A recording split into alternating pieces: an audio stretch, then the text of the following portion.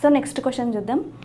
ఏ compound carbon 26.59%లో ఉంది, hydrogen 2.22%, oxygen 71.19%లో ఉంది and it's vapour density వచ్చేసి 45 అని ఇచ్చినాడు. మనం ఏం డిటర్మైన్ చేయాలి? Empirical formula, molecular formula find చేయాలన్నమాట. So first empirical formula determine చేద్దాం. ఓకేనా? ఎంపెరికల్ ఫార్ములా అనేది డిటర్మైన్ చేయాలంటే సో ఇచ్చిన పర్సెంటేజెస్ అవన్నీ రాసుకోవాలి కదా. సో మనకి ఏమేమి ఎలిమెంట్స్ ఇచ్చినాడు క్వశ్చన్లో? Carbon, hydrogen, oxygen. So carbon అనేది మనకి ఎంత పర్సెంటేజ్లో ఉంది?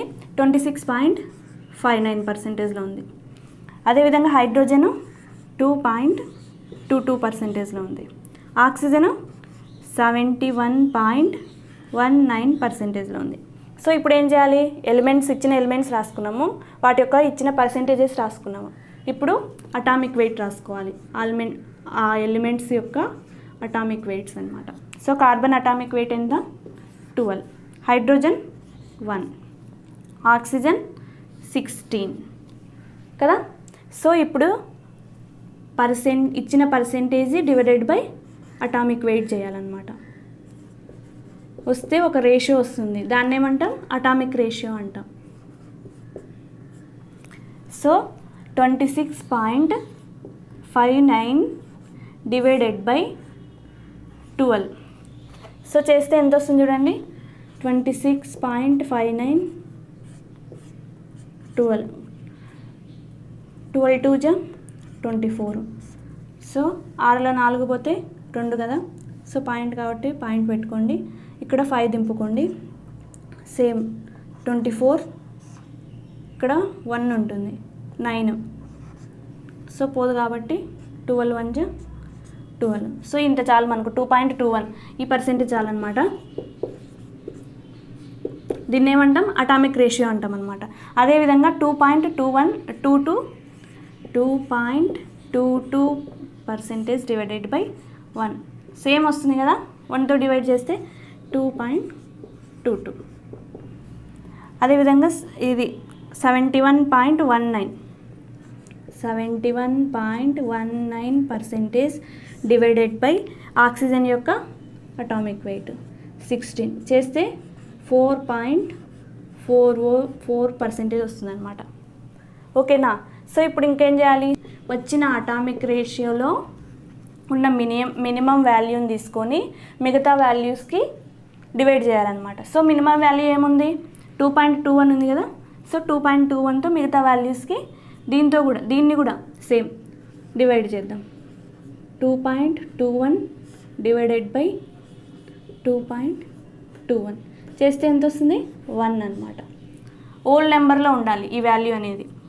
ఇంకా 2.22 డివైడెడ్ బై 2.21 సేమ్ 1 వస్తుంది. ఇక్కడ 4.4 కదా.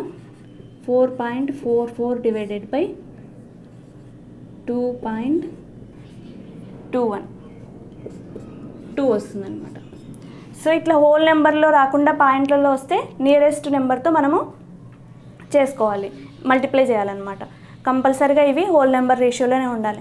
సో ఇప్పుడు ఎంపెరికల్ ఫార్ములా రాసేద్దామా? సో కార్బన్ ఎన్ని ఉంది? 1.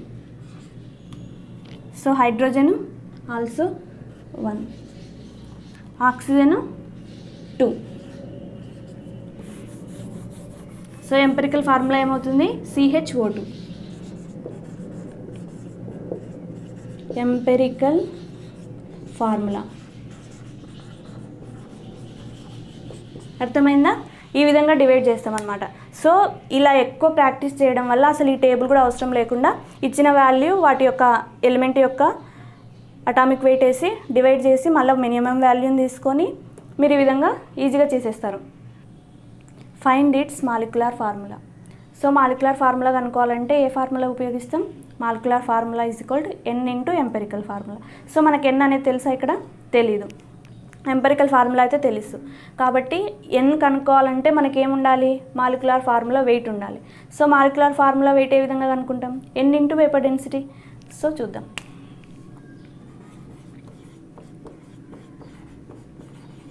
Molecular formula weight is equal to 2 into vapour density. So 2 into 45 చేస్తే ఎంత వస్తుంది? 90. ఇవేమవుతుంది? మాలిక్యులర్ ఫార్ములా వెయిట్ అనమాట. సో ఇప్పుడు మనకు మాలిక్యులర్ ఫార్ములా వెయిట్ తెలిసింది. సో ఇప్పుడు n అనేది ఈజీగా కనుక్కోవచ్చు కదా, ఎందుకంటే n into empirical formula weight. So చూద్దాం. n is equal to wait divided by formula weight. So 90. Empirical formula ఎంత? CHO2. సో 12 + 1 + 32, 33, 34, 35 + 10, 45. ఇక్కడ కూడా సేమ్ 2 వస్తుంది అనమాట. సో n అనేది వచ్చేసింది కదా. సో ఇప్పుడు రాసేద్దాం. Molecular formula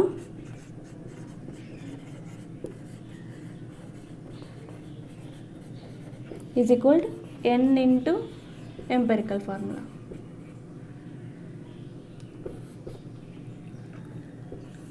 two into CHO2.